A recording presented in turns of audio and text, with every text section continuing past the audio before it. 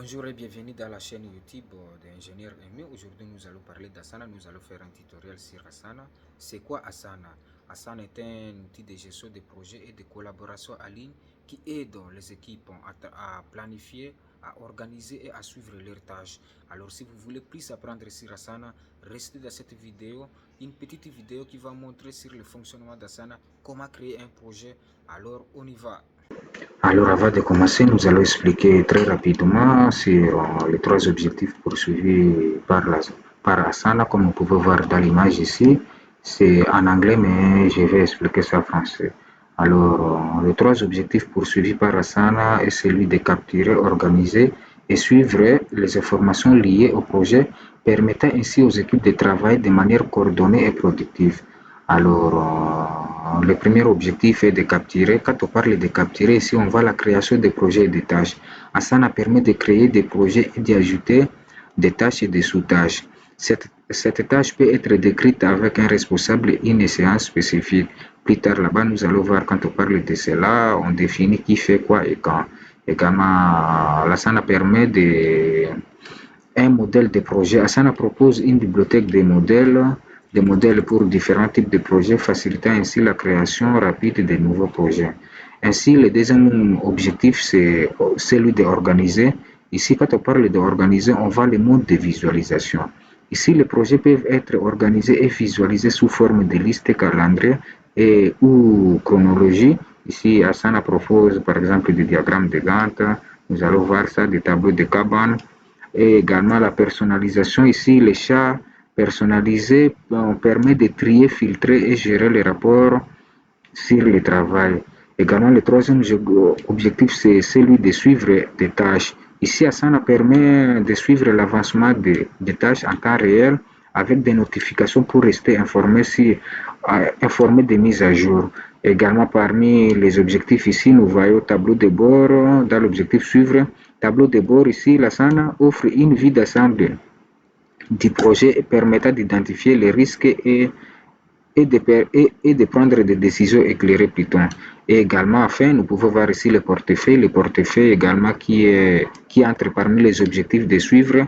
L'Asana permet de suivre plusieurs projets simultanément et d'analyser leur progression. Alors, sans beaucoup tarder, nous allons commencer.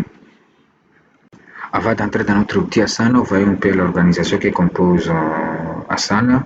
Ici, nous pouvons voir l'entreprise avec les acteurs impliqués et chaque acteur avec une tâche qui le concerne et chaque tâche avec les sous-tâches comme nous avons expliqué dans les objectifs là-bas.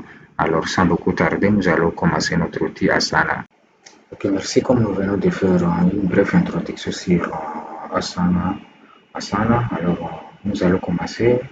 C'est pour cela que nous allons accéder à notre outil Asana. C'est pour cela que je vais cliquer sur un navigateur parce que moi je n'ai pas une application et pour la personne qui souhaite télécharger une application, vous pouvez toutefois télécharger. C'est pourquoi moi je vais télécharger. Donc moi je vais travailler plutôt à ligne. C'est comme cela que je vais taper sur ma barre de recherche Asana. Comme cela, je vais lancer la recherche. Et si Google me présente cela, ici nous voyons Asana. Pour la personne qui veut la télécharger, cela, il peut la faire ça ici. Et sans beaucoup tarder, moi je vais cliquer sur gérer. Donc gérer en ligne de travail le projet des tâches de votre projet. Je vais cliquer sur cela. Alors ici, la Asana va me proposer directement son accueil. Mais pour vous, comme c'est pour la première fois donc de se connecter sur Asana, Asana va vous demander de créer, donc de se connecter. Alors, c'est très simple, ne vous inquiétez pas pour cela. Pour accéder à Asana, il suffit juste d'entrer seulement, donc se connecter avec votre compte Google, votre compte email, ou si déjà vous avez un compte, vous pouvez accéder à cela par le nom de votre entreprise. C'est simplement ça. Alors, comme moi j'ai déjà un compte là-bas, j'ai déjà une entreprise, c'est pourquoi Asana me propose directement cette interface ici. Alors, dans cette interface, là, je suis d'accueil. Directement ici, Asana me propose, ici, ce sont mes tâches. Malheureusement, ici, il n'y a pas de tâches, des tâches à venir, des tâches à venir, des tâches à retard, des tâches qui sont terminées. Déjà, là, Asana me propose cela. Et si je peux voir le projet sur lequel je travaille, c'est pourquoi ici je peux voir par exemple, je travaille sur un projet Vitech, c'est seulement ça. Et ici également, je peux voir les équipes qui interviennent pour ce projet-là, pour le projet sur lequel je vais travailler. Et ici, la SANA propose également de créer ou de glisser un nouveau widget. Ce n'est pas important pour le moment. C'est pour cela on va créer notre projet. Alors, pour créer cela, c'est très simple. Mais avant de cela, ici, nous pouvons voir, ça c'est juste mon entreprise. C'est ça, vous pouvez créer également d'autres espaces de travail. Pour créer cela, il suffit juste seulement de cliquer ici, nouvel espace de travail. Vous pouvez créer, c'est pourquoi moi je travaille sur ça. Et c'est seulement ça. Et puis, nous pouvons créer un projet. Pour créer un projet, c'est très simple. Soit vous pouvez venir ici, vous cliquez sur créer un projet, ou soit vous venez ici sur le menu ici, le menu de navigation. Vous cliquez ici sur le plus ici. Vous cliquez sur cela, sur le plus là, c'est juste, c'est la même chose. C'est pourquoi sans beaucoup tarder, on va cliquer. Alors, ici, la SANA vous propose cette interface-là, c'est créer un nouveau projet. Ici, vous pouvez créer un projet vierge. Ici, vous pouvez utiliser un projet sur un modèle qui existe déjà donc, depuis la bibliothèque, comme j'ai expliqué également cela à l'introduction de notre tutoriel ici. Et si vous pouvez importer un projet qui existe déjà. C'est pour cela que nous, avant de commencer, on va créer un projet vierge. Alors, on va cliquer ici. Ici, la SANA nous propose d'entrer les noms de notre projet. Alors, comme j'ai dit que nous, on va travailler sur une gestion de microfinance. C'est un peu ça, c'est pourquoi on va taper gestion d'une microfinance. C'est un peu ça.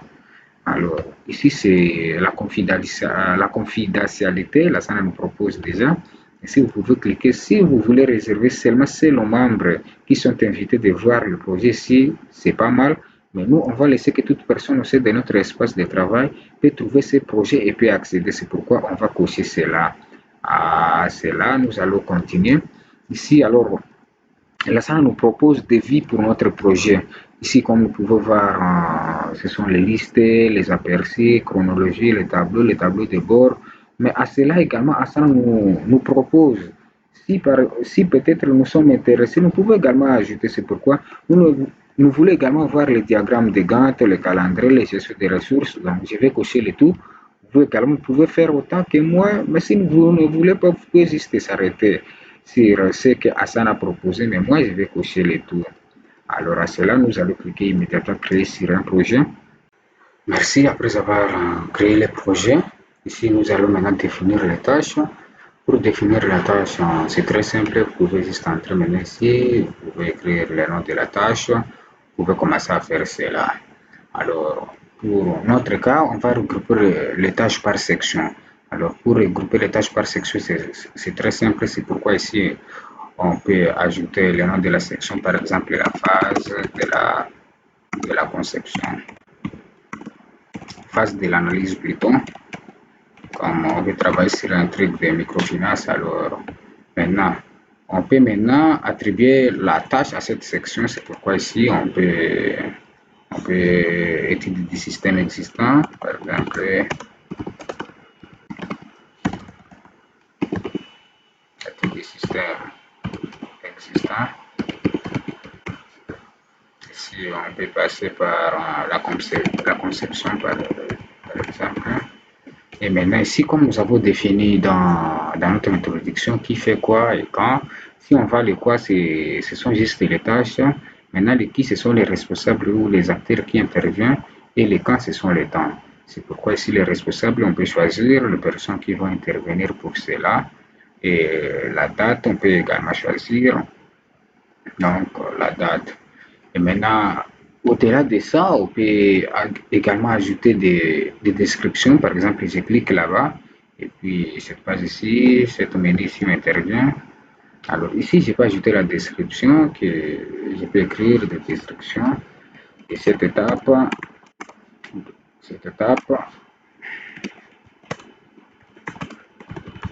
doit finir enfin pour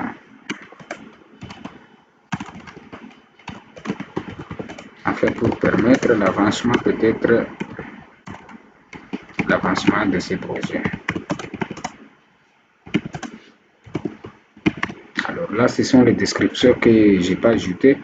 Au-delà, je peux également faire les commentaires parce que Asana est un outil professionnel qui permet aux équipes de parler si tout ce qui est professionnel qui concerne ces projets-ci, on peut parler si juste dans Asana, pas question d'aller sur WhatsApp, Facebook pour communiquer. Tout, tout, tout ça peut se passer ici, c'est pourquoi ici je peux commenter et toutes les équipes peuvent voir. Pourquoi moi je ne veux pas commenter, on peut juste s'arrêter là. On peut également ajouter d'autres sections. Par exemple, ici, c'est la phase de conception. Alors ici, on peut également, dans cette section, on peut ajouter également conception. Ici, dans cette section, on peut également ajouter une tâche. Une tâche, par exemple, le codage. Seulement ça, et ici, on attribue cela et on fixe également la date, le quand. Et là, c'est fini là. Une fois les tâches sont bien définies, alors ici, nous pouvons voir maintenant les aperçus sur cela. Ici, nous pouvons cliquer sur le tableau pour voir tout ce qu'Asana peut nous proposer. Par exemple, ici, nous pouvons voir qu'aujourd'hui, je dois faire ceci. Le 7 mars, demain, je dois faire la conception. Ici, on peut voir la chronologie comme on a dit cela en introduction, que Asana permet de planifier, organiser et faire les suivis. Et si nous pouvons voir tout cela ici dans le tableau de bord, ici maintenant Asana nous propose une vue claire sur tout ce qu'on a planifié. Si nous pouvons voir les avancements, si tous les avancements ça va, ici nous pouvons voir le diagramme de Gantt, tout ce que nous avons planifié. Alors ici, nous pouvons maintenant essayer par exemple ici de cocher une fois le projet est fini. Maintenant si nous revenons ici sur le tableau de bord, ici Asana doit nous indiquer que déjà une tâche est déjà terminée. Alors on va actualiser pour voir cela. Alors déjà ici Asana nous affiche que une tâche est terminée. Et si on clique cela, on peut voir que quelle tâche est déjà terminée. Asana ici nous propose que le titre du système existait déjà terminé. Alors ça, ce sont les avantages que Asana nous offre ici. Alors déjà ici, on peut avoir une vue claire sur ça. On peut voir qu'une tâche est terminée dès son non terminé, des tâches à retard. Donc au total, nous avons 3 tâches. Nous pouvons voir tout ce qu'Asana nous propose. Et également au-delà, nous pouvons ajouter les priorités. Alors nous pouvons ajouter les champs ici. Sur ces champs ici, on peut ajouter par exemple que ici, c'est vraiment donc la priorité c'est moyenne, ici c'est la priorité c'est très élevé peut-être, on peut ajouter ici que la priorité elle est faible, ça aussi on peut ajouter cela. Si nous voulons bien travailler avec notre outil Asana. Alors merci encore, on va voir un autre avantage qui offre Asana. Alors pour cela on va créer un autre projet. Maintenant le projet si on va créer sur un modèle qui existe déjà. C'est pour ça on va cliquer ici, nouveau projet. Si on va cliquer maintenant ici, utiliser un modèle depuis, donc on va utiliser un modèle qui existe depuis notre bibliothèque. Alors si on clique ici, on va laisser ça ici. Maintenant ici on va choisir, si on veut voir quel genre. C'est pourquoi moi je vais cliquer ici, plat de projet interfonctionnel. Je peux cliquer ça sur pouvoir et maintenant ici je vais cliquer quoi, utiliser ces modèles. Alors ici je peux laisser ça comme ça, mais si vous voulez, vous pouvez bien sûr renommer cela. Également ici vous pouvez faire toujours la même chose, vous pouvez réserver ou bien vous pouvez laisser ça à toute l'équipe. Ainsi que je vais créer le projet.